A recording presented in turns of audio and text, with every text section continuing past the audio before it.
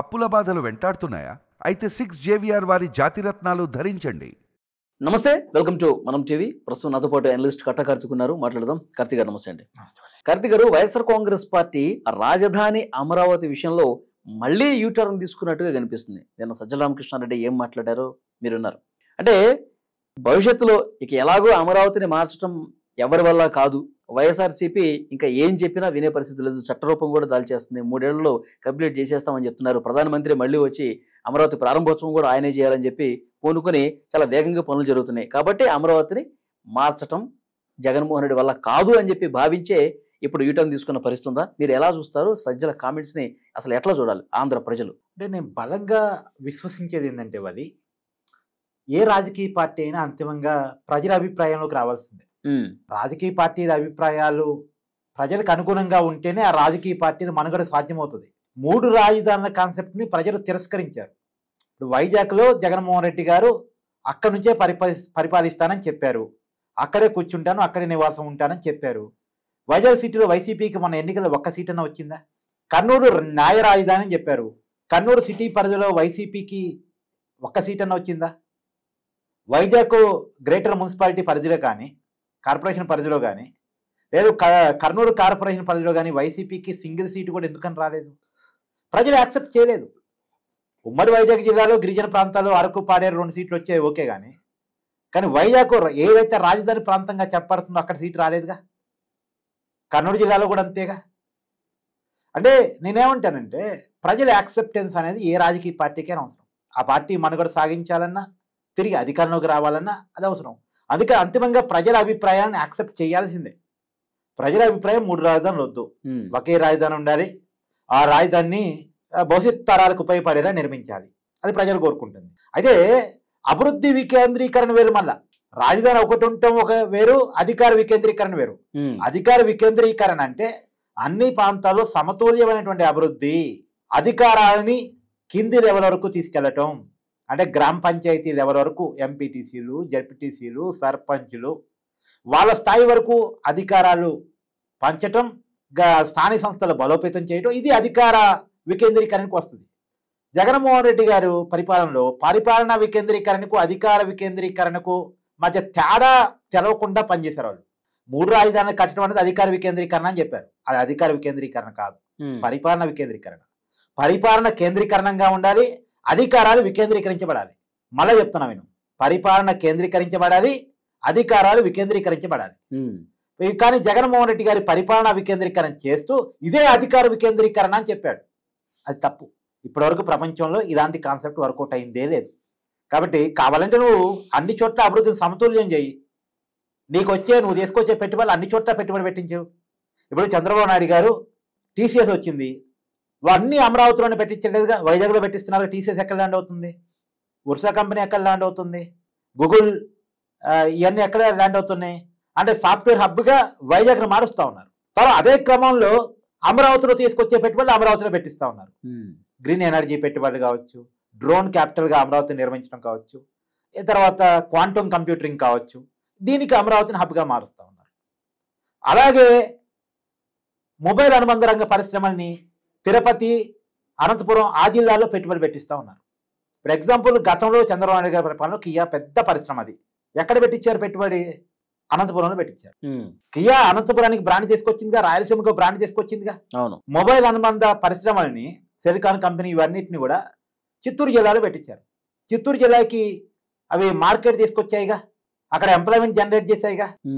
ఇలా తీసుకొచ్చే పెట్టుబడిని వికేంద్రీకరించారు తప్ప, అంతేగాని మొత్తం పరిపాలన వికేంద్రీకరణ చేస్తానంటే కుదిరే పని కాదు. ముఖ్యమంత్రి ఎక్కడ ఉంటారో సీఎస్ అక్కడే ఉండాలి, సిఎస్ ఎక్కడ ఉంటారో అధికారులు అక్కడ ఉండాలి, మొత్తం వ్యవస్థ అక్కడ నుంచి పనిచేయాలి, శాసనసభ కూడా అక్కడ నుంచి నడవాలి, అక్కడ నుంచి ఒక డెసిషన్ మేకింగ్ రావాలి, అది రాష్ట్రం మొత్తం ఇంప్లిమెంట్ కావాలి. డెసిషన్ మేకింగ్ ఒకే చోట ఉండాలి. మళ్ళీ డెసిషన్ మేకింగ్కి అమరావతిలో ఉన్న వాళ్ళు వైజాగ్ ఫ్లైట్ వేసుకొని పోయి అక్కడ అధికారులతో చర్చించి, మళ్ళీ అక్కడ నుంచి ఫీడ్బ్యాక్ తీసుకొచ్చి మళ్ళా కర్నూలు పోయేసి కోర్టులో పోయి వాదించేసుకొని ఏదైనా పెండింగ్ దానికి సంబంధించిన కేసు ఉంటే అక్కడ నుంచి ఆ కేసు గెలిచేమని తీసుకొచ్చి మళ్ళీ అమరావతి వచ్చి దాని మీద ఇక్కడ సమీక్ష చేసి మళ్ళా వైజాగ్ పోయి అక్కడ ఉన్నటువంటి అధికారులతో చర్చ చేసుకొచ్చి మళ్ళీ అమరావతిలో డెసిషన్ తీసుకుంటాం అనేది కరెక్ట్ కాదు. అంతా ఒక్క చోటే ఉండాలి. హైదరాబాదు ఈ సక్సెస్ఫుల్ ఫార్ములా. హైదరాబాద్ ఉమ్మడి రాష్ట్రంగా ఉన్నప్పుడు కానీ విభజిత రాష్ట్రంగా ఉన్నప్పుడు కానీ హైదరాబాద్ అనేది income generated decision making capacity ఉన్న క్యాపిటల్.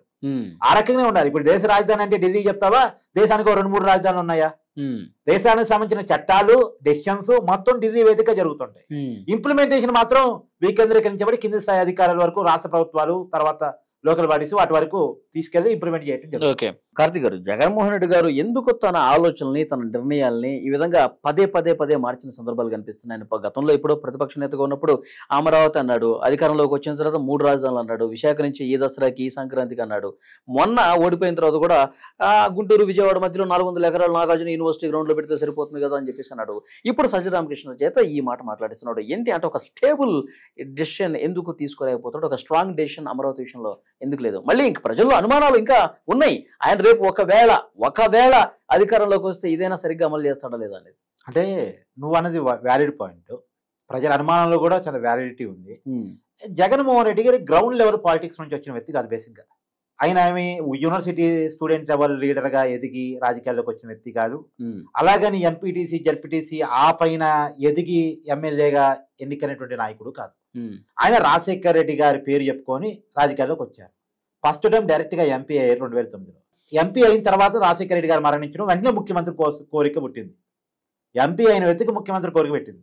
ఆ రోజు ఎంపీగా ఉన్న వ్యక్తి ముఖ్యమంత్రి కావాలంటే ఎమ్మెల్యేగా ఉండాలన్న విషయం కూడా జగన్మోహన్ రెడ్డి గారికి పెద్ద తెలియదు అనేటువంటి ఆ రోజులు చాలా మంది చెప్తా ఉంటారు.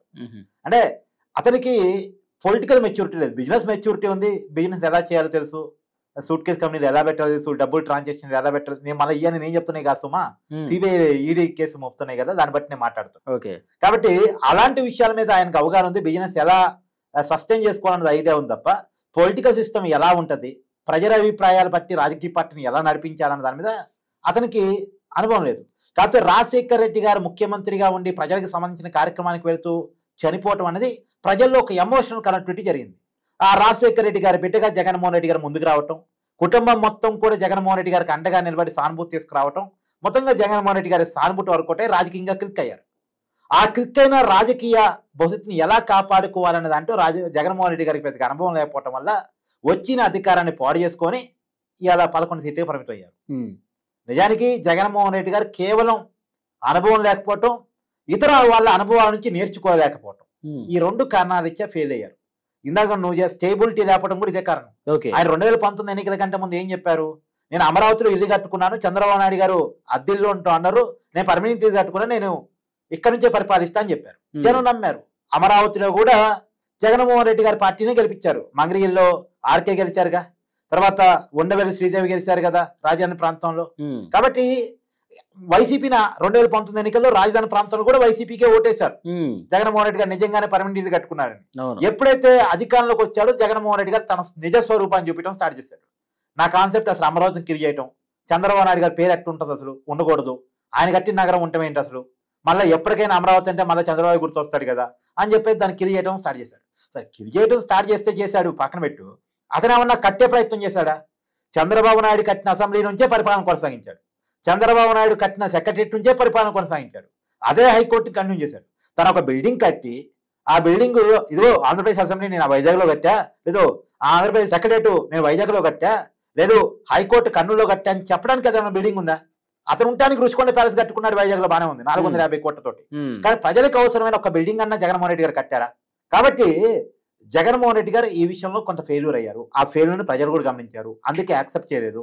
ఇప్పుడు తన రాజకీయ మనుగడ కోసం తప్పదు, మాట మార్చుకోవాల్సిందే అని చెప్పేసి అనుకున్నాడు. కానీ వాళ్ళకి ఇదంతా కూడా మనసుకి ఇష్టమైన మాటలు, మళ్ళీ చెప్తున్నా, ఇది మనసుకి ఇష్టమైన మాటలు. వాళ్ళ మనసులో అమరావతి ఉండకూడదనే ఉంది. ఇప్పటికీ మొన్న కూడా అమరావతి మునిగిపోయిందని ప్రచారం చేశారుగా. అమరావతి మునిగిపోయిందని ప్రచారం చేసిన వాళ్ళు అమరావతిని రాజధానిగా కొనసాగిస్తా ఉంటే నమ్మొచ్చా? రెండోది, అమరావతి వేసర రాజధాని వాళ్ళ ఛానల్లో ప్రచారం చేసిన వాళ్ళు అమరావతిని రాజధానికి యాక్సెప్ట్ చేస్తున్నారంటే నమ్మొచ్చా? ఇవన్నీ ఉన్నాయి. కాకపోతే నువ్వు ఇందాక ఫస్ట్ అన్నావు కదా, ఇప్పుడు పార్లమెంట్ లో రాష్ట్ర పునర్విభజన బిల్లులో అమరావతి రాజధాని అని మార్చడానికి అవకాశం లేకుండా, మరొకరు అధికారం మారినా మార్చడానికి అవకాశం లేకుండా దాన్ని లీగలైజ్ చేయాలని చెప్పేసి అనుకుంటున్నారు పార్లమెంట్ సాక్షిగా. రేపు అమరావతిని రాజధానిగా మార్చారంటే మళ్ళీ పార్లమెంట్ లో చట్టం చేయాల్సిందే. కాబట్టి పార్లమెంట్ చట్టంలో అమరావతి రాజధానిగా మార్చిన తర్వాత జగన్మోహన్ రెడ్డి గారు రేపు అధికారంలోకి వచ్చినా మార్చలేడు. కాబట్టి ఇక మార్చలేనప్పుడు ఒప్పుకుంటే పోదా? ఒప్పుకుంటే 4 ఓట్లు వస్తాయిగా. రెండోది మన 3 రాజధాని కాన్సెప్ట్ ప్రజలట్లా తిరస్కరించారుగా. రాజకీయ భవిష్యత్తు కోసం తప్పదు కానీ తప్పు ఒప్పో మనసు ఒప్పకపోయినా సరే అమరావతి రాజధాని, అమరావతి నుంచే మేము ఉంటాం, అమరావతిలో మాకు ఆల్రెడీ ఇల్లు ఉంది అని స్టార్ట్ చేశారు. చూద్దాం. ఏది ఏమైనా ఒకటి మాత్రం వాస్తవం, ఇది ప్రజల విజయం. ప్రజలు ఒక దాని మీద స్థికాన్ అయి ఉంటే, వాళ్ళు గట్టిగా ఉంటే రాజకీయ పార్టీలు వాళ్ళ దారిలోకి వస్తాయి. Thank you very much.